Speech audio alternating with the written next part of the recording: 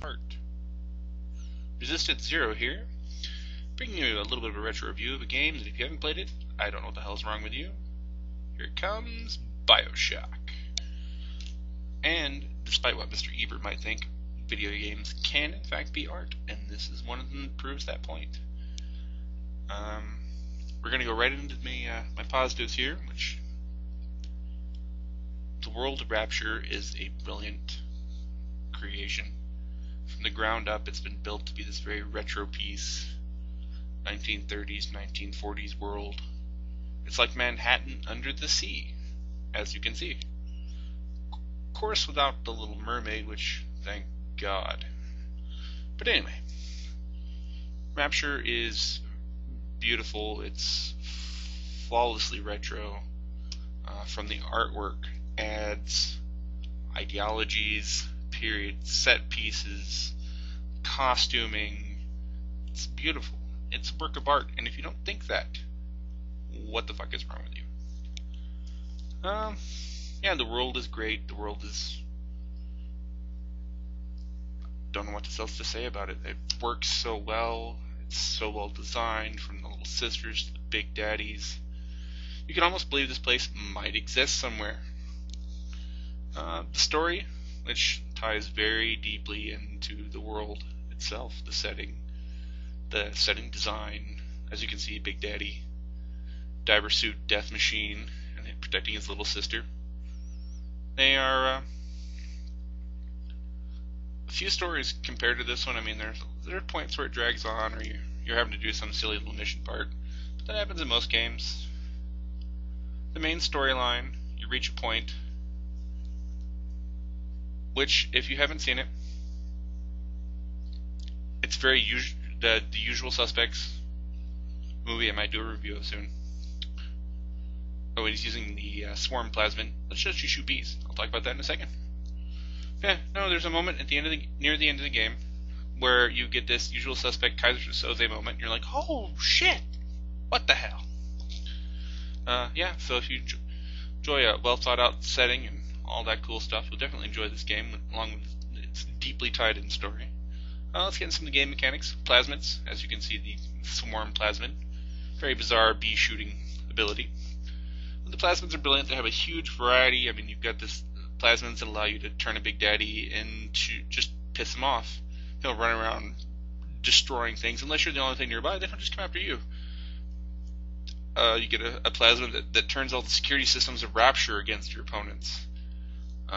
You get the ability to turn invisible, the ability to snap your finger and catch people on fire, shoot lightning. These are cool abilities. They tie in very closely with the weapons. You get pretty much standard fare grenade launchers, machine gun, shotgun. You get a crossbow for a sniper weapon.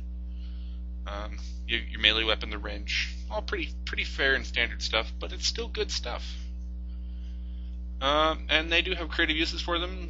Once you combine them with plasmids, you can piss a Big Daddy off, set up some mines, or one of my favorites is to attach several mines to an object, use telekinesis, levitate it up, and then fire it at a Big Daddy. So it gets hit with all 5 mines. Real cheap stuff, but it's fun, it's creative. You get a lot of special ammo for your weapons, like the crossbow gets regular crossbow bolts. If I remember, it gets an explosive one. I only use the wire one, which is an electrified wire. If anybody runs into it, they get electrocuted. You can set up defendable positions, which you'll sometimes have to do. It's awesome. The environment plays a lot into that. Like, if it's wet, shoot lightning into the water, fire a lightning round into it. If there's some oil, catch them on fire. It's really funny if you catch them on fire and then have them they run into a pool of oil and catch even more fire damage. Yeah, it's all very cool, very integrated, very meshed together. As an overall experience, it is amazing. It's almost flawless. But we do have some negatives. Controls, I hate these floaty shooters. If I point at something and shoot it in the face, it should die. Counter-Strike is a good example for me. Day of Defeat. I love those games. I hate Halo. This has more of a floaty Halo kind of feel to it in the shooting. Which sucks, but it's something, it's a little bit of a thing I can, because you're supposed to be using your plasmids and combining, so, again, The hacking. Hacking is a necessary pain in the ass. You hack computer systems, security systems, little flying helicopters. You can hack any of the vending machines in the game to get cheap stuff, or you get better resource usage. Oh, there was that angry foe plasmid. As the Big Daddy beat on the Big Daddy just there a moment ago. Yeah, I've also played it on PC. Played it on both 360 and PC, which I highly recommend the 360 version. But hacking is ridiculously easy on the PC, thanks to the mouse. So much so that I didn't take any hacking plasmids, because I didn't need them. Let's see, limited number of bad guys. With all the plasmids you have in this game, it'd be nice to see a bad guy shoot bees, or hurl stuff at you with telekinesis, or, freeze you, or use that wind trap thing you just saw there a second ago. They were cool powers, and it would be nice to see more bad guys use them. Made the game a little harder, but I don't care. I like a challenge. Breaking the game. I broke this game fairly easily, just being my completionist ass. You get a plasmid later. Well, in game you do research. You take pictures of things with your camera. You learn weaknesses on them. First rank gives you extra damage. Second rank, I forget what it does. But once you finish taking enough pictures of random people in the game, you'll master a splicer type. Oh, and this is the medical pavilion, one of the creepiest parts of the game. But you'll know more about them and you'll just be able to destroy them. But once you reach the final level, you tend to get plasmids and special abilities. For one of them, you get cloaking. If you stop moving, 2 seconds later, you turn invisible. No bad guy can see you. And with all the wrench modifications you can get, I could literally kill anything but a Big Daddy with my wrench in one hit. And I would just stand there and wrench things. And then another guy would run over to see what was happening, and I'd wrench him too. And even if they did touch me, I would shoot lightning. I broke the game. I could not lose. It was impossible.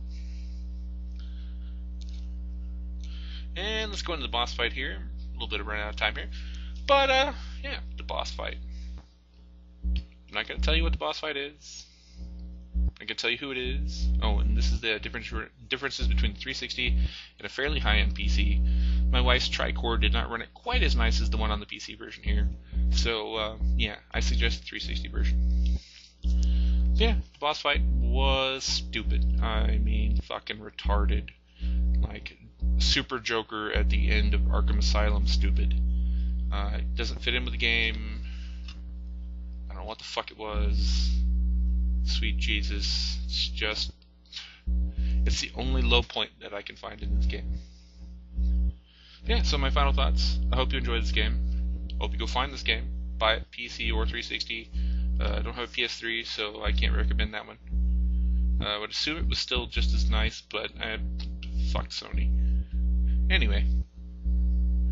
Yeah, so go find this game. Go play this game. Enjoy this game. Love this game.